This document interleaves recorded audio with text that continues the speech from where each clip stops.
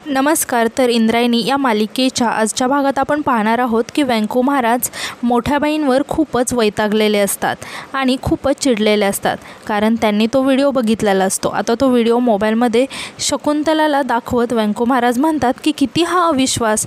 आता शकुंतला तो व्हिडिओ बघायला लागते आणि म्हणते की मोठ्या बाईंनी हे काय केले, काय गरज होती त्यांना हे सर्व करायची, त्यांनी दिग्रजकरांच्या नावाचा जरासुद्धा विचार केला नाही. तेव्हा व्यंकू महाराज ही वैतागून आता तिथे शकुंतलाजवळ बसतात आणि म्हणतात की वहिनींना कोण समजवणार, नेहमी त्या स्वतःचाच खरं करतात. त्यांनी दिग्रजकरांचा कधी विचारच केला नाही की कधी स्वतःचा नाही. कसं आहे, याआधी आपण दिग्रजकरांचं नाव धुळीस मिळेल असं कुठलंही काम केलं नाही. इतकी वर्ष त्यांचं नाव जपत आलोय आपण आणि एका मिनिटामध्ये मोठ्या बाईंनी वहिनींनी सगळं नाव धुळीस मिळवलं गावात. अगदी बदनामी होत असेल, आता हा व्हिडिओ सगळीकडे पसरला असेल असं म्हणत व्यंकू महाराज मोठ्या बाईंवर खूपच चिडचिड करत असतात आणि शकुंतलाशी बोलत असतात. इकडे मोठ्याबाई ही खूपच वैतागलेल्या असतात आणि त्याही बडबड करतच रूममधून खाली येतात आणि म्हणतात की आता त्यांना जाब मी विचारणारच. तेव्हा आता प्रेमनाथ म्हणतो की कशाला जाब विचारताय, अहो आपण जे काही केलं आणि आपण त्या पुंडलिक कुरकुंबेच्या ट्रॅपमध्ये अडकलो आहे ना, तुम्ही काही बोलू नका. तेव्हा मोठ्याबाई म्हणतात की हे सर्व काही फक्त तुमच्यामुळे झालं आहे जावई बापू. आणि मोठ्याबाई लगेच व्यंकू महाराजांना इंदूला घरातील सगळ्यांनाच आवाज देऊ लागतात. आता मोठ्याबाईंचा आवाज ऐकून व्यंकू महाराज बाहेर येतात आणि म्हणतात की काय झालं. तेव्हा मोठ्याबाई म्हणतात की बघितलं का जावई बापू, आमच्या व्यंकट महाराजांना हो जसं त्यांना काही माहितीच नाही आहे असा कसा आव आणला त्यांनी, चेहऱ्यावर अगदी भोळेपणाचा आव. तेव्हा लगेच व्यंकू महाराज म्हणतात की वहिनी काय म्हणायचं तुम्हाला, स्पष्टच बोला. तेव्हा मोठ्याबाई म्हणतात की त्या पुंडलिक कुरकुंबेला तुम्हीच गावात आणलं आहे ना, मग त्याला इथे आणून आम्हाला त्याच्या ट्रॅपमध्ये अडकवलं, हे सगळं काही तुम्ही या गादीच्या हव्यासापायी केलं ना. तेव्हा व्यंकू महाराज म्हणतात की वहिनी काय बोलताय, आणि मी त्या पुंडलिक कुरकुंबेला ओळखत सुद्धा नाही अहो, आणि मी त्याला गावात येण्याची परवानगीही दिलेली नाही आहे. तेव्हा मोठ्याबाई म्हणतात की तुमच्या या भोळ्या चेहऱ्यामागे कपटी माणूस राहतो, या कपटी चेहऱ्याला मी चांगलंच ओळखते भाऊजी. तुमच्या या गोडगोड बोलण्यात आणि भोळेपणाच्या चेहऱ्यात सगळं घरातील येतील, पण मी नाही आले असं म्हणत मोठ्याबाई व्यंकू महाराजांनाच बडबड करायला लागतात. तेव्हा आता प्रेमनाथ म्हणतो की अहो व्यंकट महाराज, ते पुंडलिक कुरकुंबे स्वतःच गावात सांगत आहेत की व्यंकट महाराजांच्या परवानगीनेच आम्ही इथे या विठूच्या वाडीत आलो आहे असं. तेव्हा व्यंकट महाराज म्हणतात की वहिनी माझ्यावर विश्वास ठेवा, पुंडलिक कुरकुंबेला मी ओळखतसुद्धा नाही आणि त्याच्याशी मी बोललेलो देखील नाही आहे.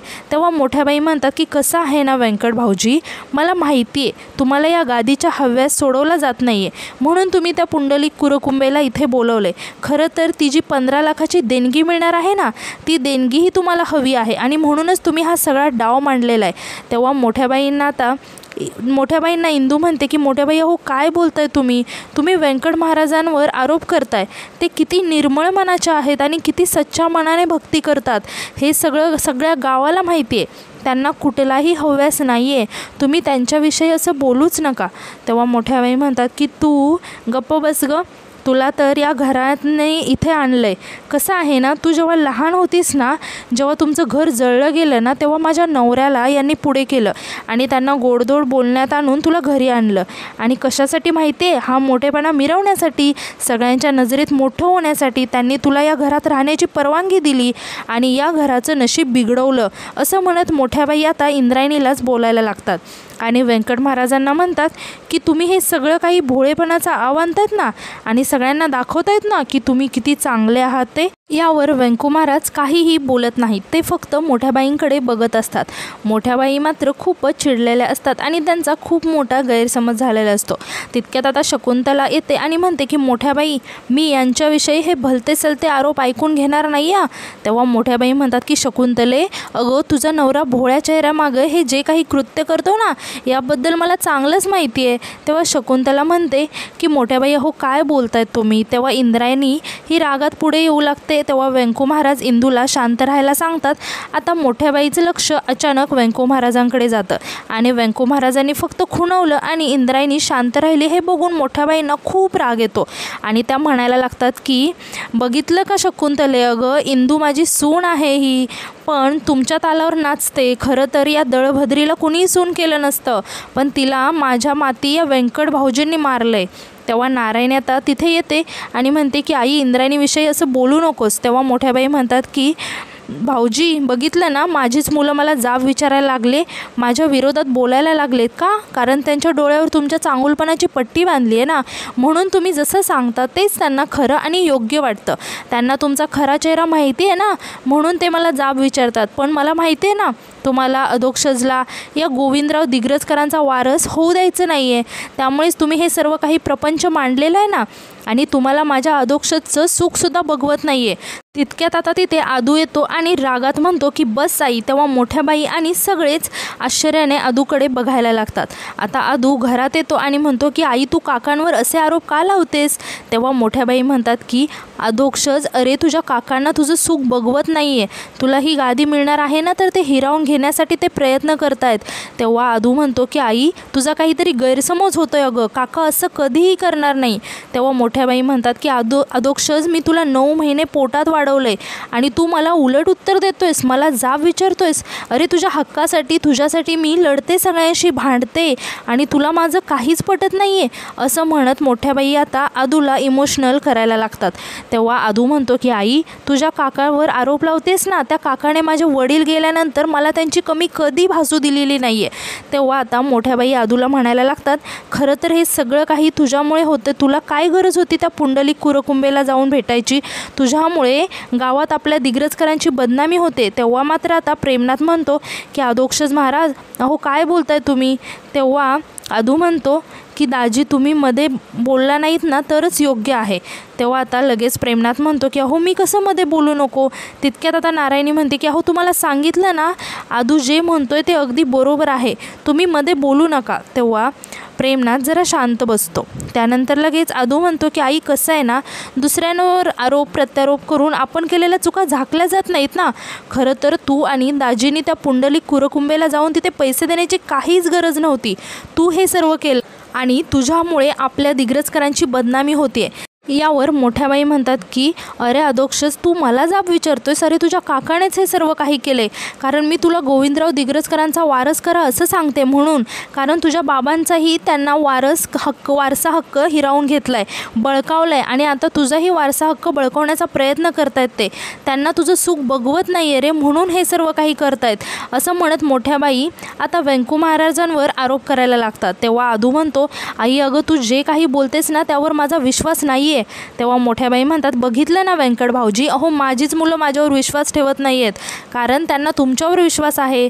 तुमचाच चांगुलपणाची पट्टी त्यांच्या डोळ्यावर बांधले गेलेले आहे. खरं तर तुला माहिती आहे का अधोक्षज, जसं तुझ्या बाबांना या तुझ्या काकांनी गिळलं ना, तसंच तुलाही संपवण्याच्या मागे लागलेत. तेव्हा आदू म्हणतो की बस झालं आई, अगं आपल्याच घरात सारखं आपल्याच माणसांवर आरोप लावणं, त्यांच्याशी भांडणं, ते कटकटी, या सगळ्यांना मी कंटाळलो आहे आता.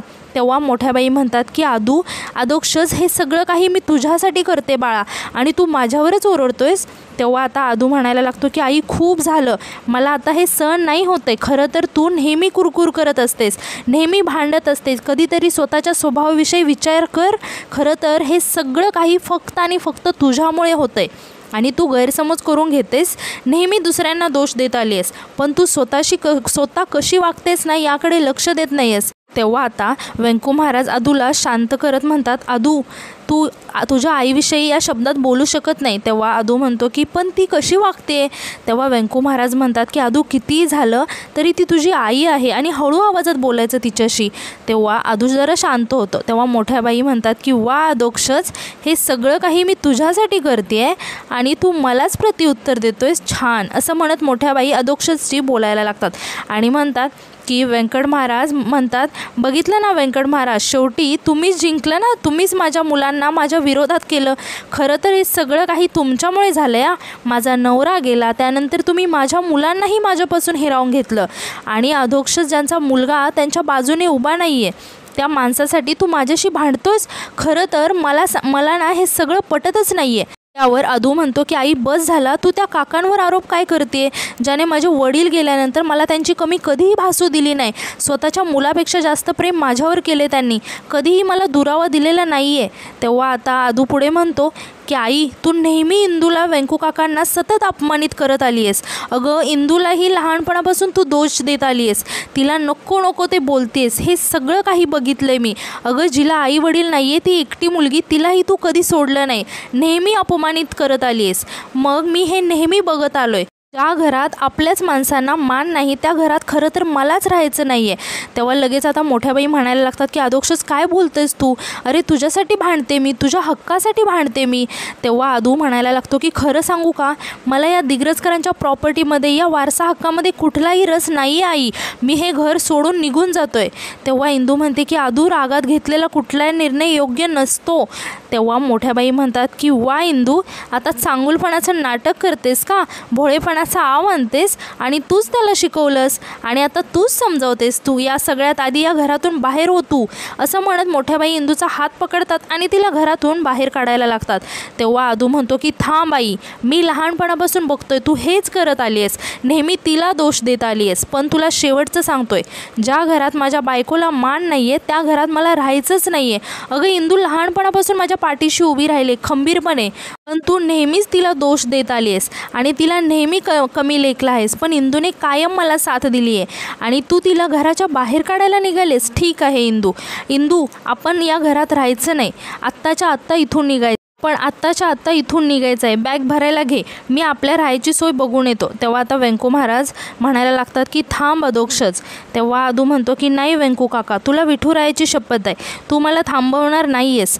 तेव्हा आणि आदू शांत होतो. तेव्हा व्यंकू महाराज एकदम शांत होतात, त्यांना खूपच वाईट वाटत असतं. तेव्हा आदू घरात एक नजर फिरवतो, त्याच्या बाबांच्या फोटोकडे बघायला लागतो आणि लगेचच घराच्या बाहेर निघून जातो. आता इंदूसुद्धा त्याच्या मागे पळत जाते, पण अधोक्षज गाडीवर बसून तिथून निघून जातो.